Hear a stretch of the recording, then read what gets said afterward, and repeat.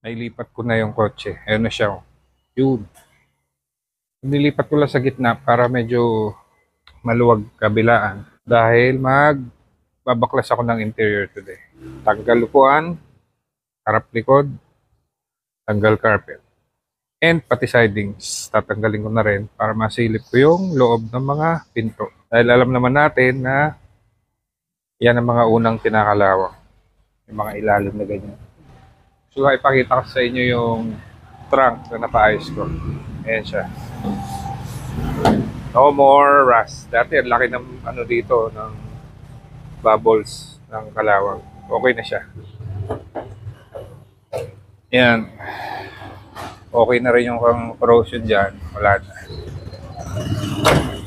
Bali itong carpet nga pala, hindi ko papalitan yan. Dahil kita nyo naman bagong-bago. Napakalambot. Newly reupholstered seats. Konting linis lang. Tapos ito, lilinisin ko rin ng konti. As I've said sa previous video ko, unahin ko muna interior, babaklasin para masilip kung anong condition ng flooring. At kung may mga kalawang man, matreat ko na kaagad. And then, pati yung mga wirings, ayusin ko. And then after that, focus na tayo sa makina. Let's do this! Okay, ano bang size ng tornilyo nito? 14. I-spray mo na.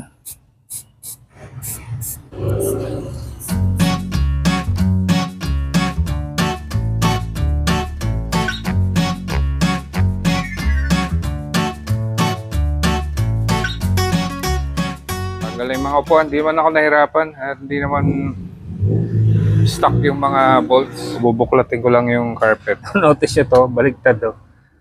Dapat to, doon. Meron pa palang ano to. Tawag dito. Trunk lid release. Kaso, punit na. Ayan o. Oh. Tanggalin ko na lang to.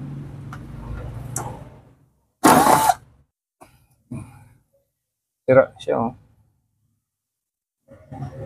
Originally, walang ganyan ng SL. GSR lang, tsaka GT. Kaya most probably, kung hindi ko ma-repair to, tanggalin ko na lang. Natin, ang itsura nung... Okay. Tapos ito...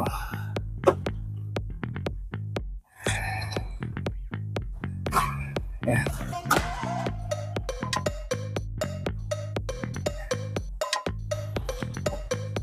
Yun. Yan na, durog-durog yung foam ah. Taragis na yan. Pagastos pa.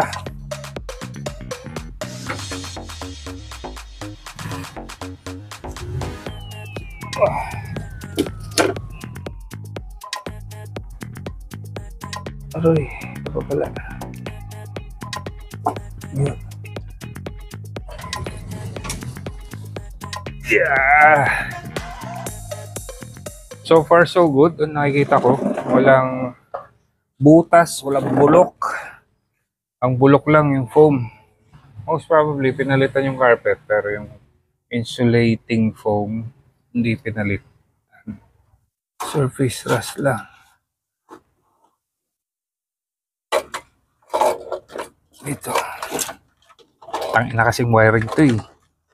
Ang tanga. Wala rin bulok. Oh. Ayos. Dito wala rin butas. Doon wala. Doon meron konti. Ayan o, kita ko. Teka, lapitan natin. Wala akong time magpalatero.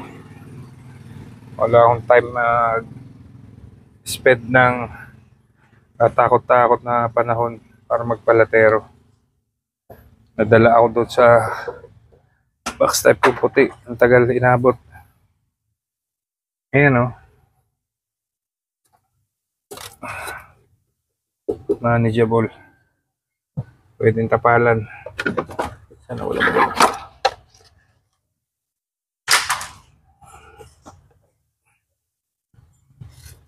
Okay. Hindi siya bulok. So, na-repair na siya. Ilang takip butas. Pero wala problema yan.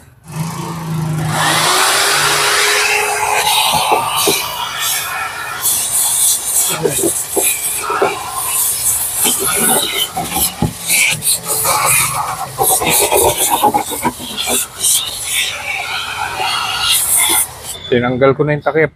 Bulok naman na eh. Pero yung loob, buo.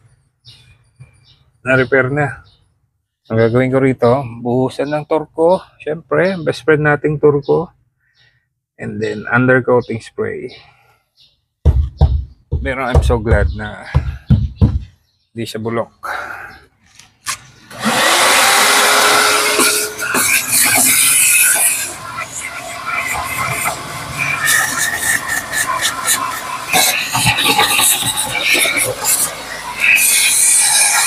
After ko i-vacuum, may mga lumitaw na maliliit na butas. Kaya yan. So, very manageable pa yan. Pwedeng i-treat and then tapalan. So, tatapalan ko na lang yan. Total maliit lang naman. Yung mga pangmasang repair ko dito sa box type, diskarte ko lang yun. I-treat ko yung kalawang and then tatapalan ko ng flex tape. So, kumbaga, pwedeng diskarte ko yun. Pwede rin diskarte nyo, di ba? Pero ito, matinding diskarte. Pinapalan din. Pero, naka-rivet. O ha? Saan ka pa? Buta na. Paano kayong tinapalan dito sa likod niya? Ewan ko anong klaseng discard ito. But anyways, respect. Discard niya yan. Natanggal ko na yung dalawang harap. Yun o, sa dalawa. And silipin natin yung loob. Tingnan natin kung karubal-tubal ba.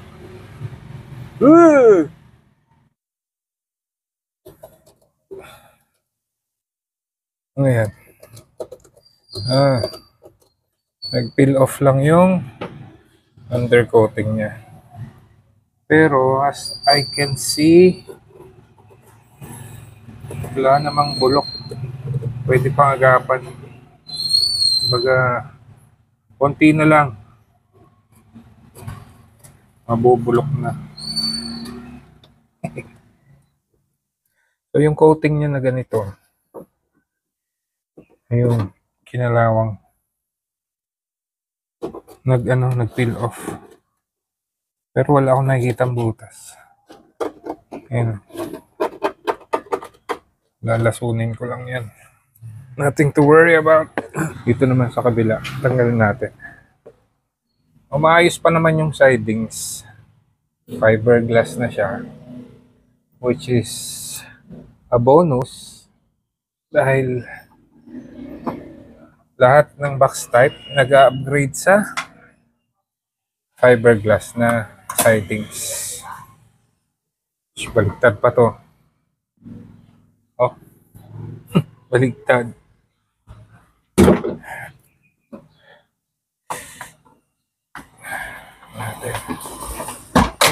Yun. Ano lang.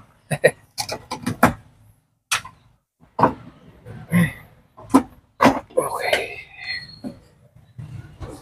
Ba, wala rin bulok.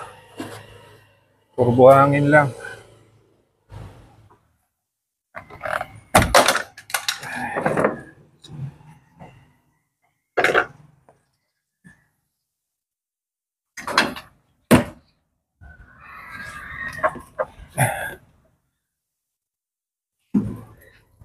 Okay. Lock po. Power lock to dati. No? Solenoid. Lock.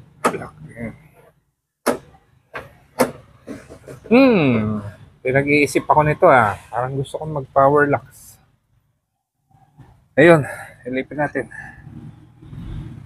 Nay ko po. Halatang may water line talaga. Kita nyo. Barado yung drain. Kaya naipon yung tubig at dumi.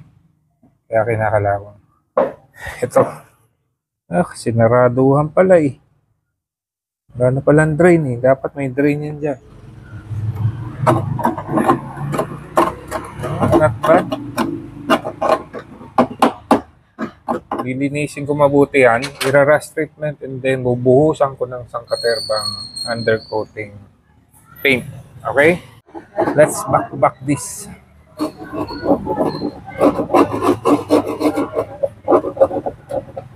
Dito lang. Ayun. Abot pa doon.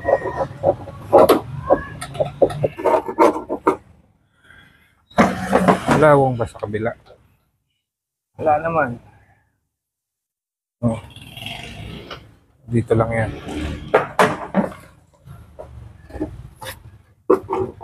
No wonder nag-iipon ng tubig dito. Sinaraduhan yung butas dito. Ayan, walang butas oh. Pati dito, kabila. Wala. Ay. Ang inang nag-iisip. Klaseng klase yan.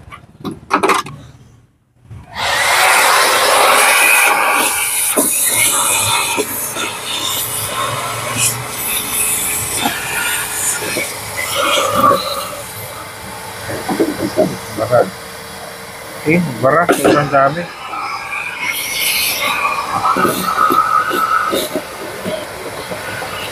Tignan nyo naman kung gaano ko. Ang dami ito. Oh. Grabe.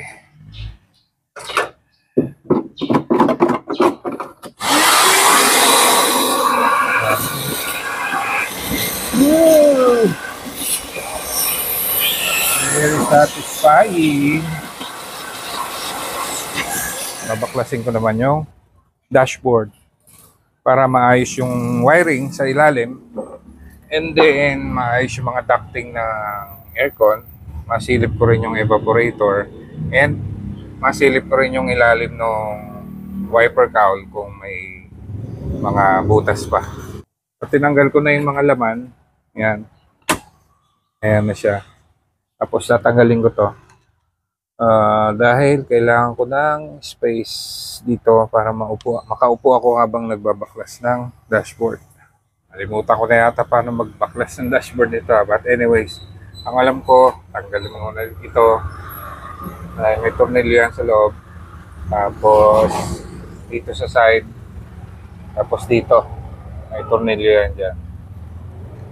And tatanggalin din ito. Tapos ito, tatanggalin ko din. Dahil may tatlong tornilyo dyan.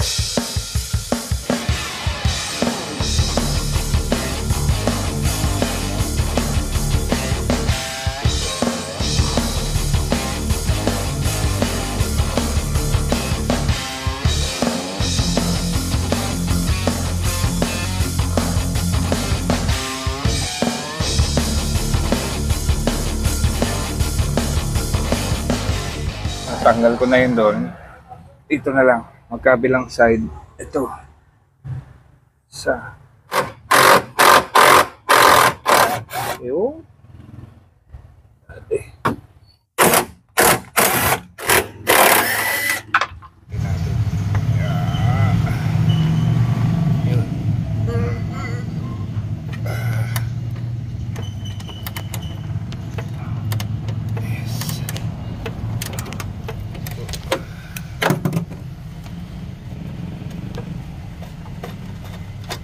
Okay, tanggal na. Let's see. Yeah. Meron pa rin.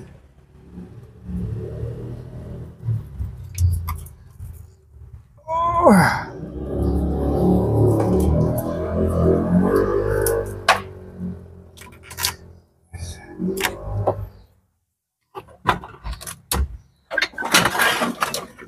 Seriously.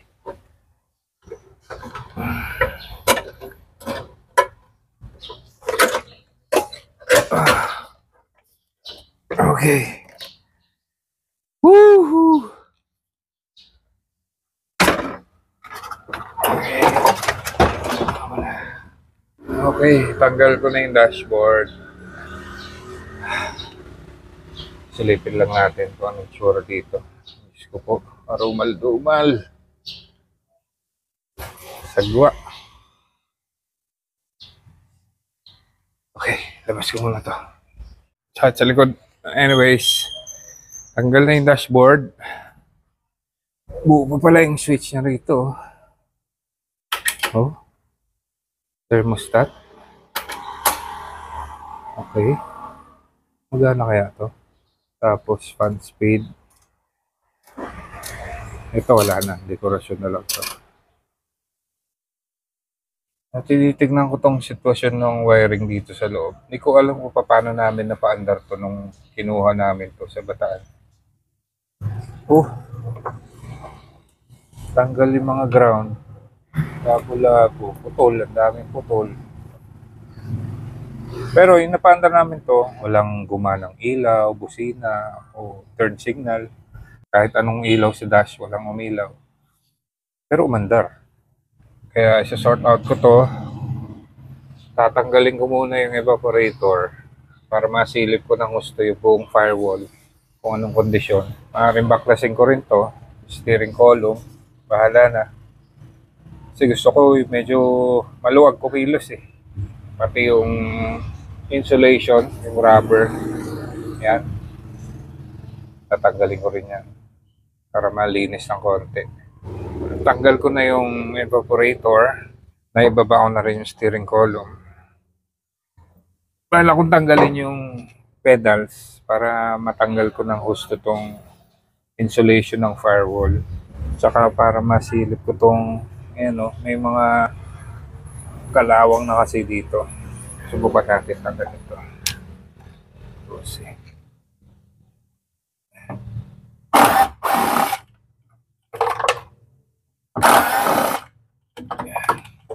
Nasungkit ko na yung dalawang tornilyo doon sa loob. Buti na lang, dalawa lang yung nakakabit. Apat yan supposedly, may dalawa sa baba, dalawa sa taas. Pero yung nadatnan ko, dalawa lang sa baba. Medyo nahirapan akong abutin. And then, dito na lang, sa dalawa.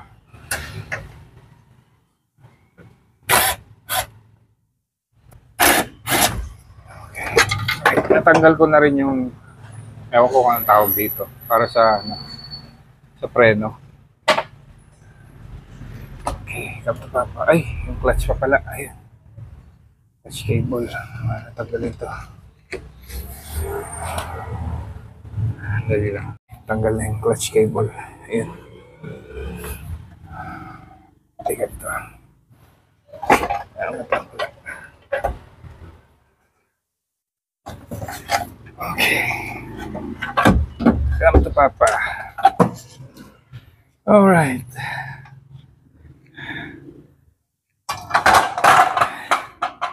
Diba? Medyo lumuwag yung lugar na pagkikilusan ko. Pwede ko na matanggal yung insulation. Although putol na pala siya, wala na pala siya dito sa side na to. Tapos kita niyo to. Sira. Nangyari dyan. Ba't lumusot ka dyan? Oh. Sana okay pa to. Otherwise, bibili lang akong bago nito. Okay. Tinanggal ko itong part na to. Yung nasilip ko, pwede palang maabot dito yung tornilyo. Ito yung sinasabi ko na mahirap abutin. Pwede palang masungkit dito yan. Let's see. Kaya. Yun. Kaya pala dito. Luluwagan ko lang to para mahugot yung buong steering column assembly.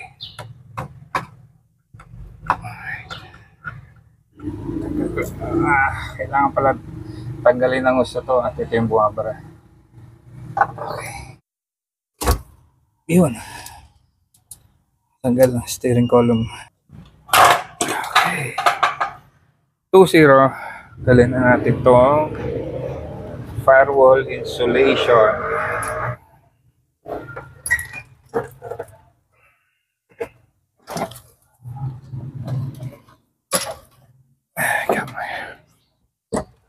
Come on, baby.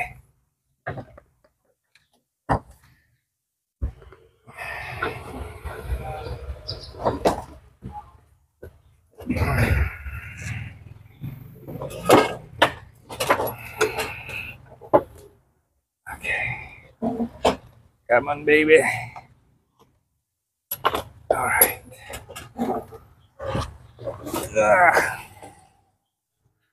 Ito na ang firewall. Sitwasyon ng firewall natin.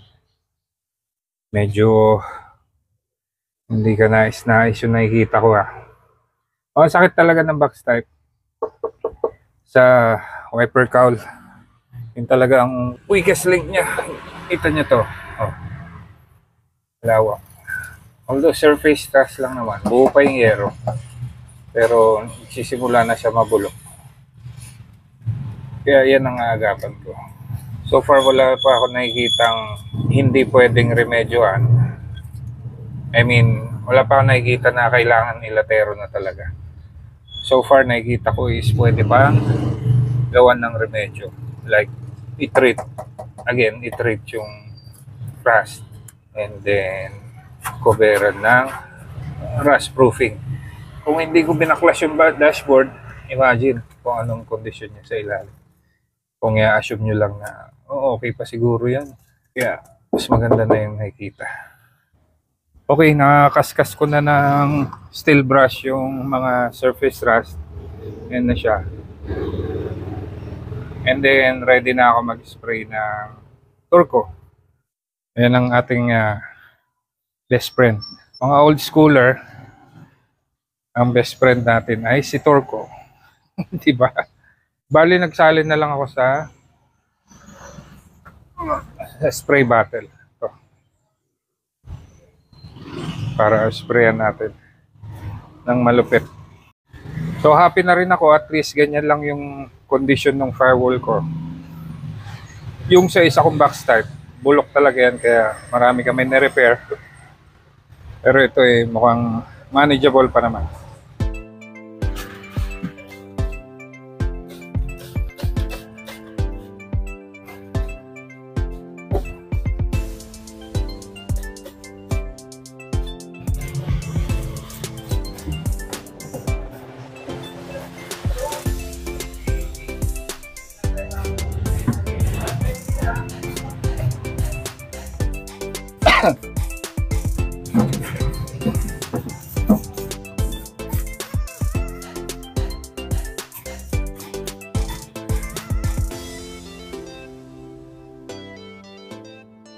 So, pabayaan mo nang mababad sa rust converter, mga kalawang. After nyan, linis konti, tapos spray ng undercoating spray.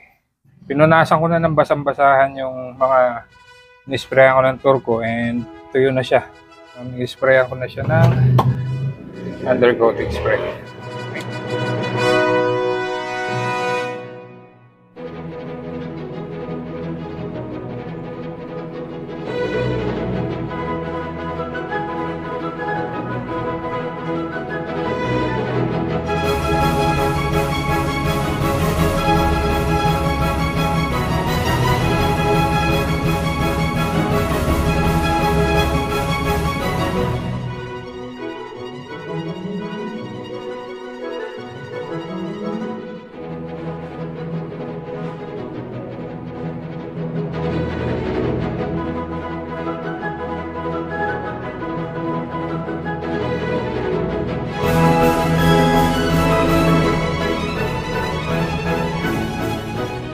Alright, na-sprayan na siya. Naka-isang lata rin ako. Patuyin ko lang mabuti. Tapos yung mga maliliit na butas, tatapalan ko nito. Then spray ulit ng final coat. Natapalan ko na yung mga dapat tapalan. Mga maliliit na butas lang naman. Tsaka mga corrosion na potentially magkaroon ng leak in the future. Tinapalan ko na. Tapos dito, dinamihan ko na rito. May mga maliliit na butas dito. Kaya sinolid ko ng buo. Ito, pati ito pala, dating sinarado na nila. Kaso hindi silado. Kaya nilagyan ko na lang ng seal, paikot. Dahil tutulo at tutulo yung tubig dyan. So yun na tayo.